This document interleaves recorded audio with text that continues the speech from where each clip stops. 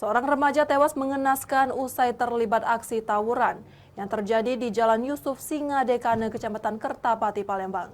Korban tewas dengan luka sabetan senjata tajam di punggung sebelah kiri. Jenazah korban dievakuasi ke Rumah Sakit Bayangkara Muhammad Hasan, Palembang guna kepentingan visum. Aksi tawuran antar kelompok remaja di Palembang memakan korban jiwa.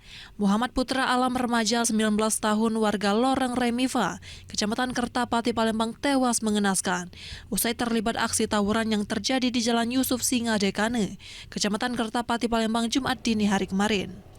Tubuhnya tergeletak bersimbah darah di tepi jalan usai mengalami luka sabetan senjata tajam di punggung sebelah kiri. Polisi yang datang ke lokasi segera melakukan olah tempat kejadian perkara.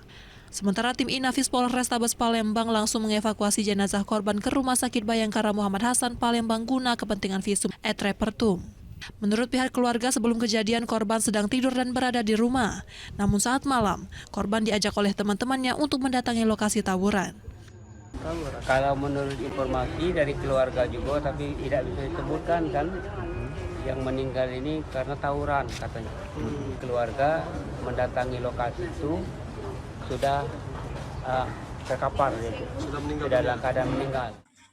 Berdasarkan hasil pemeriksaan forensik visum et repertum, diketahui korban meninggal dunia akibat kehabisan banyak darah oleh satu luka sabetan senjata tajam yang mengenai organ vital. Dari Palembang, Guntur, iNews melaporkan.